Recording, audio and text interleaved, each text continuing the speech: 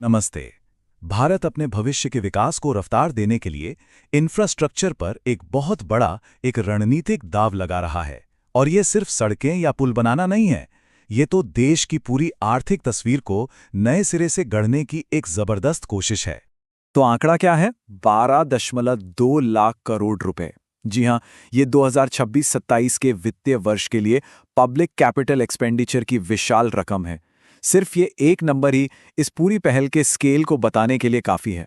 तो ये सिर्फ एक नंबर नहीं है, ये निवेश विकसित भारत के उस बड़े राष्ट्रीय लक्ष्य को हासिल करने के लिए एक बुनियादी, एक फाउंडेशनल पिलर है। तो चलिए थोड़ा और गहराई में चलते हैं और समझते हैं कि इस दांव के पीछे की वजह क्या है और इसके मायने क्या हैं। तो सबसे पहला सवाल तो यही उठता है कि आखिर इतने बड़े, इतने मैसिव निवेश की जरूरत पड़ी ही क्यों? वजह यह है कि हमारी बुनियाद में कुछ ऐसी दरारें थीं जिन्हें भरना अब बहुत जरूरी हो गया था। देखिए, भारत की जो लॉजिस्टिक्स लागत है, मतलब सामान को एक जगह से दूसरी जगह ले जाने का खर्चा, वो हमारी पूरी इकोनॉमी पर एक बहुत बड़ा बोझ है। ये जीडीपी का लगभग 7.97% है, जो सीधे सीधे हमारी मैन्युफैक्चरिंग की कम्पेटिटिवनेस को चोट पहुंचाता है और सामान को महंगा बना देता है। और दिक्कत सिर्फ यहीं तक नहीं है। सालों से कई बुनियादी परेशानियां थीं, जैसे प्लानिंग का बिखरा हुआ होना, जहां सड़कें और रेलवे अलग अलग दिशा में काम करते थे, प्राइवेट इन्वेस्टमेंट का लगभग रुक जाना और मालगाड़ियों और पैसेंजर ट्रेनों के लिए एक ही ट्रैक पर भीड़भाड़। अच्छा, इसको एक और तरीके से समझते हैं जो शायद हम सब महसूस करते हैं। बैंगलोर और मुंबई जैसे बड़े शहरों में रहने वाले लोग हर साल 100 घंटे से भी ज्यादा का वक्त सिर्फ और सिर्फ ट्रैफिक जाम में बर्बाद कर देते हैं। सोचिए, यह हमारी प्रोडक्टिविटी का कितना बड़ा नुकसान है। तो ठीक है, प्रॉब्लम तो समझ आ गई। अब देखते हैं कि इन सब चुनौतियों से निपटने के लिए सरकार का ब्लूप्रिंट क्या है। एक आधुनिक भारत को फिर से बनाने की ये योजना आखिर है क्या? और इस प्लान की महत्वाकांक्षा का पैमाना सच में हैरान करने वाला है। जरा ये देखिए, पिछले एक दशक में ही इंफ्रास्ट्रक्चर पर सरकारी खर्च 2 लाख करोड़ से बढ़कर 12.2 लाख करोड़ तक पहुंच गया है। ये एक जबरदस्त उछाल है जो सरकार की प्राथमिकताओं को साफ साफ दिखाता है। अब इस पूरे विशाल प्लान को आसानी से समझने के लिए इसे 3 मेन पिलर्स में बांट सकते हैं। पहला, इन्वेस्टमेंट के लिए नए रास्ते खोलना। दूसरा, देश भर में नए और तेज ट्रांसपोर्ट कॉरिडोर बनाना। और तीसरा, भारत में ही जरूरी चीजों के निर्माण को, यानी मैन्युफैक्चरिंग को बढ़ावा देना। तो इन 3 पिलर्स के तहत हो क्या रहा है? कुछ बड़े एग्जाम्पल्स देखें तो, जैसे पूर्व में दानकुनी से लेकर पश्चिम में सूरत तक का नया डेडिकेटेड फ्रेट कॉरिडोर, 7 नए हाई स्पीड रेल कॉरिडोर, और तो और कंटेनर मैन्युफैक्चरिंग के लिए 10,000 करोड़ रुपए की एक समर्पित योजना। ठीक है, प्लान बड़ा है, पैसा बहुत लग रहा है, पर सबसे जरूरी सवाल, इसका फायदा क्या होगा? इकोनॉमी पर इसका क्या असर पड़ेगा? इसका असर सिर्फ बेहतर सड़कों और ट्रेनों से कहीं ज्यादा गहरा होने की उम्मीद है।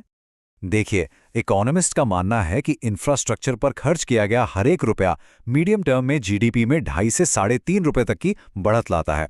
इसी को कहते हैं मल्टीप्लायर इफेक्ट, जो नौकरियों से लेकर डिमांड तक अर्थव्यवस्था के हर पहलू को एक किकस्टार्ट देता है। रोजमर्रा की जिंदगी में इसका मतलब क्या होगा? जरा सोचिए, हाई स्पीड रेल से मुंबई से पुणे का सफर, जो अभी 3 से 4 घंटे का है, वो सिमटकर सिर्फ 45 मिनट का रह सकता है। ये कनेक्टिविटी में एक बहुत बड़ी क्रांति होगी। लेकिन फायदे सिर्फ तेज सफर तक ही नहीं है। इसका मकसद प्राइवेट इन्वेस्टमेंट को खींचना, टियर 2 और टियर 3 शहरों को ग्रोथ का नया इंजन बनाना और देश में ही कंटेनर बनाकर चीन जैसे देशों पर हमारी रणनीतिक निर्भरता को कम करना भी है। लेकिन जाहिर है, जब भी कोई इतना बड़ा दांव लगाया जाता है तो उसमें जोखिम भी उतने ही बड़े होते हैं। ये रास्ता फूलों का नहीं है और इसकी सफलता के रास्ते में कुछ बड़ी बाधाएं भी हैं। तो सवाल ये है कि इस महत्वाकांक्षी योजना में आखिर गड़बड़ क्या हो सकती है?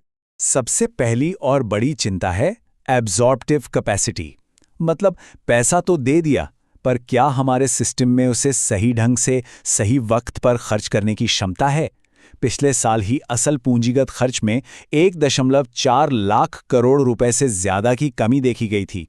ये दिखाता है कि सिर्फ पैसा दे देना ही काफी नहीं है, उसे सही तरह से खर्च करना एक बड़ी चुनौती है। और भी कई मुश्किलें हैं, जैसे कि इतने बड़े पैमाने पर सरकारी उधारी से देश के फाइनेंशियल मार्केट्स पर दबाव पड़ना, जमीन अधिग्रहण जैसे मुद्दों पर सेंटर और स्टेट के बीच तालमेल की कमी, और हाँ, बड़े प्रोजेक्ट्स का पर्यावरण पर पड़ने वाला असर। तो इन सारी चुनौतियों को ध्यान में रखते हुए आगे का रास्ता क्या है? कैसे ये पक्का किया जाए कि ये निवेश सिर्फ कंक्रीट के ढांचे ना बने बल्कि एक सस्टेनेबल भविष्य की नींव रखें? तो जो एक्सपर्ट्स हैं उनका सुझाव है कि अब हमें अपनी सोच बदलनी होगी। अब फोकस सिर्फ सड़कें और पुल बनाने से आगे बढ़कर पूरे ट्रांसपोर्ट और एनर्जी सिस्टम की परफॉर्मेंस को बेहतर बनाने पे होना चाहिए। राज्यों की क्षमता बढ़ानी होगी ताकि वो मिले हुए फंड्स का सही इस्तेमाल कर सकें, और इस पूरे विकास को पर्यावरण और डिजिटल फर्स्ट रणनीतियों के साथ जोड़ना होगा।